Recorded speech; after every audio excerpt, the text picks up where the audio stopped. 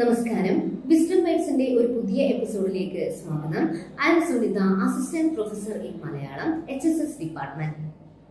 നമുക്കെല്ലാവർക്കും ഒരുപാട് സംസാരിക്കാൻ ഇഷ്ടമാണ്. നമ്മുടെ കൂട്ടുകാരോട്, അതുപോലെ തന്നെ നമ്മുടെ ഒന്നിച്ച് ജോലി ചെയ്യുന്നവരോട്, വീട്ടുകാരോട്, നാട്ടുകാരോട് തുടങ്ങിയ എല്ലാവരോടും നമ്മൾ വാതോരാതെ സംസാരിക്കും.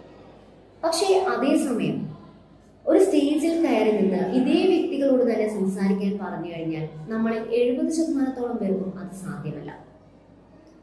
ആ സമയത്ത് നമുക്ക് തലകറക്കം, വിറയല്, ഹാർട്ട് ബീറ്റ് കൂടല് തുടങ്ങി പല പ്രശ്നങ്ങളും ഉണ്ടാകും. എന്താണ് ഇതിന് കാരണം?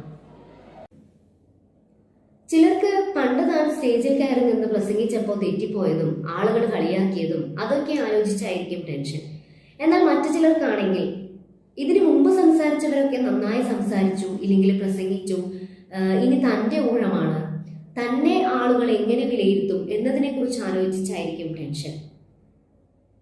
പബ്ലിക് സ്പീക്കിംഗ് എന്ന് പറയുന്നത് ഒരു കലയാണ്. അത് ജനിക്കുമ്പോൾ തന്നെ ആർക്കും കിട്ടുന്ന ഒന്നല്ല. നമ്മുടെ നിരന്തരമായ പരിശീലനത്തിലൂടെ മാത്രമേ അത് നമുക്ക് ആർജിച്ചെടുക്കുവാൻ വേണ്ടി സാധിക്കുള്ളൂ.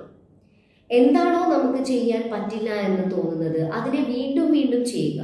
അവസാനം നമ്മൾ ലക്ഷ്യത്തിലേക്ക് എത്തുക തന്നെ ചെയ്യും. സ്റ്റേജിൽ കയറാൻ പേടിയാണ് എന്നതുകൊണ്ട് നമ്മൾ സ്റ്റേജിൽ കയറാതിരുന്നാൽ ഈ ജന്മം മുഴുവൻ നമുക്ക് അതിന് സാധിക്കില്ല. അപ്പൊ നമ്മൾ ചെറിയ ചെറിയ പ്രസംഗം കൊണ്ടുപോയി സദസ്സിന് മുന്നിൽ അവതരിപ്പിക്കുക. പിന്നീട് നമുക്ക് ആ ഒരു ധൈര്യം വന്നതിന് ശേഷം നമുക്കൊരു മുഴുനീള പ്രസംഗം വേണമെങ്കിലും അവതരിപ്പിക്കാം. നമ്മുടെ മുന്നിലിരിക്കുന്ന ആളുകൾ, പ്രേക്ഷകർ ചിലപ്പോൾ നമ്മളെക്കാളും അറിവുള്ളവരായിരിക്കാം, ചിലപ്പോൾ നമ്മളെക്കാളും പ്രായം കുറഞ്ഞവരോ കൂടിയവരോ ഒക്കെ ആയിരിക്കാം. അതൊന്നും നമ്മൾ ചിന്തിക്കേണ്ട ആവശ്യമില്ല. നമ്മുടെ വിഷയത്തെക്കുറിച്ച്, നമ്മൾ പ്രസംഗിക്കാൻ പോകുന്ന വിഷയത്തെക്കുറിച്ച് നമുക്ക് കൃത്യമായ ബോധ്യമുണ്ടെങ്കിൽ നമുക്ക് സംസാരിക്കാം.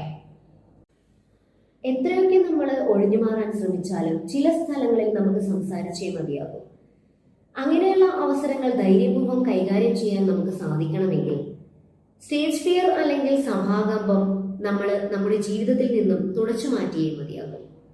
അതിനുവേണ്ടിയുള്ള ടിപ്സുകളുമായി നമുക്ക് അടുത്ത എപ്പിസോഡുകളിൽ കാണാം. നന്ദി, നമസ്കാരം.